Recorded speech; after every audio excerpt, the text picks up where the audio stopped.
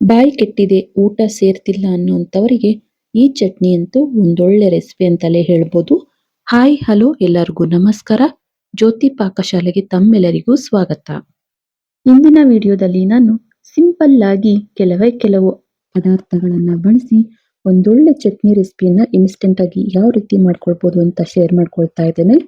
ಹುಷಾರಿಲ್ಲದೆ ಬಾಯಿ ಕೆಟ್ಟಿದೆ, ಊಟ ಸೇರ್ತಿಲ್ಲ ಅನ್ನೋಂಥವ್ರಿಗೆ ಈ ರೀತಿ ಮಾಡಿಕೊಟ್ರೆ ಇನ್ನು ಒಂದು ಸ್ಪೂನ್ ಅನ್ನ ಹೆಚ್ಚಾಗಿ ಊಟ ಮಾಡ್ತಾರೆ. ಅಷ್ಟು ರುಚಿಯಾಗಿರುತ್ತೆ ಈ ಚಟ್ನಿ ರೆಸಿಪಿ.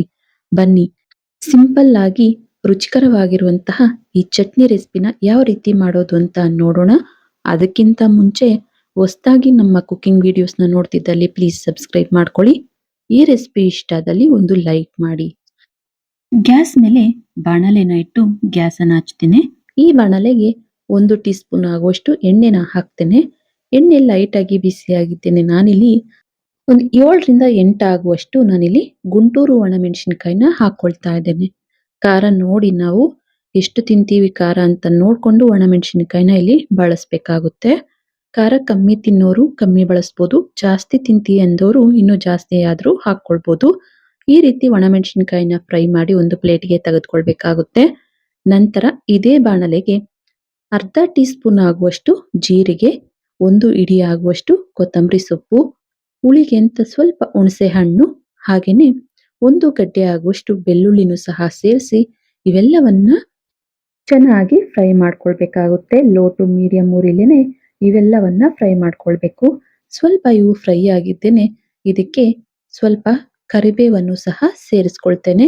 ಕರಿಬೇವನ್ನು ಸಹ ಸೇರಿಸಿ ಮತ್ತೊಮ್ಮೆ ಇವನ್ನ ಮಿಕ್ಸ್ ಮಾಡ್ತಾ ಮತ್ತೆ 1 ನಿಮಿಷ ಇವನ್ನ ಫ್ರೈ ಮಾಡ್ಕೊಳ್ಳೋಣ. ದಿನ ಸಾಂಬಾರ್ ತಿಂದು ಬೇಜಾರಾಗಿದೆ, ಇನ್ಸ್ಟೆಂಟ್ ಆಗಿ ಚಟ್ನಿ ರೆಸಿಪಿ ಮಾಡಬೇಕು ಅಂದಾಗ ಈ ರೀತಿ ಟ್ರೈ ಮಾಡಿ. ತುಂಬಾನೇ ರುಚಿಯಾಗಿರುತ್ತೆ ಈ ಚಟ್ನಿ ಅಂತೂ. ಇವೆಲ್ಲ ಫ್ರೈ ಆಗಿದ್ದಾವೆ. ಈಗ ಗ್ಯಾಸ್ ಆಫ್ ಮಾಡಿ ಇದನ್ನ ಸೈಡ್ಗೆ ತೆಗೆದಿಡ್ತೇನೆ. ಆ ನಂತರ ನಾನಿಲ್ಲಿ ಗ್ಯಾಸ್ ಮೇಲೆ ಈ ರೀತಿ ಗ್ರಿಲ್ ಟೈಪ್ ಇರುವಂತಹ ಒಂದು ಸ್ಟ್ಯಾಂಡ್ ಅನ್ನ ಇಟ್ಟು ಇದರ ಮೇಲೆ 2 ಮೀಡಿಯಂ ಗಾತ್ರದ ಈರುಳ್ಳಿನ ಇಟ್ಟು ಚೆನ್ನಾಗಿ ಸುಡ್ತಾ ಇದ್ದೇನೆ. ನೋಡಿ ಈ ರೀತಿ ಚೆನ್ನಾಗಿ ಸುಡಬೇಕು. ಆಗ್ಲೇನೆ ಈ ಚಟ್ನಿ ಟೇಸ್ಟ್ ತುಂಬಾನೇ ರುಚಿಯಾಗಿರೋದು. ಈಗ ಈರುಳ್ಳಿ ಚೆನ್ನಾಗಿ ಸುಟ್ಟಿದ್ದಾಗಿದೆ. ಈಗ ಇವನ್ನ ಸೈಡ್ಗೆ ತೆಗೆದು ಮೇಲೆ ಇರುವಂತಹ ಸಿಪ್ಪೆನ ತೆಗೆದು ನಾವು ಕಟ್ ಮಾಡ್ಕೋಬೇಕಾಗುತ್ತೆ. ನಂತರ ನಾನಿಲ್ಲಿ ಮೊದಲೇ ಫ್ರೈ ಮಾಡಿರುವಂತಹ ಒಣಮೆಣಸಿನಕಾಯಿ, ಜೀರಿಗೆ, ಕೊತ್ತಂಬರಿ ಸೊಪ್ಪು ಇವೆಲ್ಲವನ್ನ ಮಿಕ್ಸಿ ಜಾರಿಗೆ ಸೇರಿಸಿ ನೀರನ್ನ ಹಾಕ್ತೇನೆ ಇದನ್ನ ರುಬ್ಕೊಳ್ಬೇಕು. ಇದಕ್ಕೇನೆ ನಾನು ರುಚಿಗೆ ತಕ್ಕಷ್ಟು ಉಪ್ಪನ್ನು ಸಹ ಈಗಲೇ ಸೇರಿಸ್ತೇನೆ. ಹಾಗೇನೆ ಇದನ್ನ ತರಿಯಾಗಿ ಒಮ್ಮೆ ರುಬ್ಬಿ ತಗೋಬರ್ತೇನೆ. ನೋಡಿ ಮೊದಲಿಗೆ ಇದನ್ನ ಈ ರೀತಿ ರುಬ್ಬಿದ್ದಾಗಿದೆ. ನಾನಿಲ್ಲಿ ಸುಟ್ಟಿರುವಂತಹ ಈರುಳ್ಳಿನ ಮೇಲೆ ಕಪ್ಪಾಗಿರುವಂತಹ ಭಾಗವನ್ನ ತೆಗೆದು ಈ ರೀತಿಯಾಗಿ ಕಟ್ ಮಾಡಿ ತಗೊಬಂದಿದ್ದೇನೆ. ಈ ಈರುಳ್ಳಿನ ಮಿಕ್ಸಿ ಜಾರಿಗೆ ಸೇರಿಸಿ ನೀರನ್ನ ಹಾಕ್ತೇನೆ ತರಿಯಾಗಿ ರುಬ್ಕೊಳ್ಬೇಕು. ನೀರನ್ನ ಹಾಕ್ತೇನೆ ಈ ಚಟ್ನಿನ ಮಾಡೋದ್ರಿಂದ 1-2 ದಿನ ಇದನ್ನ ಸ್ಟೋರ್ ಮಾಡ್ಕೊಳ್ಬೋದು. ನೋಡಿ ಈ ರೀತಿ ಸ್ವಲ್ಪ ತರಿಯಾಗಿ ರುಬ್ಕೊಳ್ಬೇಕು ಈ ಚಟ್ನಿನ.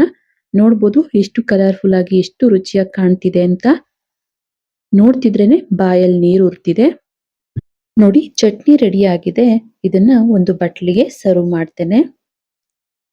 ನೋಡಿದ್ರಲ್ಲ ತುಂಬಾನೇ ಸಿಂಪಲ್ ಆಗಿ ರುಚಿಕರವಾಗಿರುವಂತಹ ಒಂದೊಳ್ಳೆ ಚಟ್ನಿ ರೆಸಿಪಿ ಯಾವ ರೀತಿ ಮಾಡೋದು ಅಂತ. ಈ ಚಟ್ನಿ ಅಂತೂ ಬಿಸಿ ಅನ್ನದ ಜೊತೆಗೆ ತುಂಬಾನೇ ಟೇಸ್ಟಿಯಾಗಿರುತ್ತೆ. ಬಾಯಿ ಕೆಟ್ಟಿದೆ ಊಟ ಸೇರ್ತಿಲ್ಲ ಅನ್ನುವಂಥವ್ರು ಸಹ ಹೊಟ್ಟೆ ತುಂಬಾ ಊಟ ಮಾಡ್ತಾರೆ ಈ ಚಟ್ನಿ ರೆಸಿಪಿನ ಮಾಡ್ಕೊಟ್ರೆ. ಈ ಚಟ್ನಿ ರೆಸಿಪಿ ನಿಮ್ಗೆ ಇಷ್ಟ ಆಗಿದೆ ಅನ್ಕೊಳ್ತೇನೆ. ಇಷ್ಟ ಆದಲ್ಲಿ ಈ ವಿಡಿಯೋಗೊಂದು ಲೈಕ್ ಮಾಡಿ, ಕಮೆಂಟ್ ಮಾಡಿ, ಶೇರ್ ಮಾಡಿ. ಇನ್ನು ಯಾರೆಲ್ಲ ಸಬ್ಸ್ಕ್ರೈಬ್ ಮಾಡ್ಕೊಳ್ದೆ ವಿಡಿಯೋನ ನೋಡ್ತಿದ್ದಲ್ಲಿ ಪ್ಲೀಸ್ ಸಬ್ಸ್ಕ್ರೈಬ್ ಮಾಡ್ಕೊಳ್ಳಿ. ಧನ್ಯವಾದಗಳು.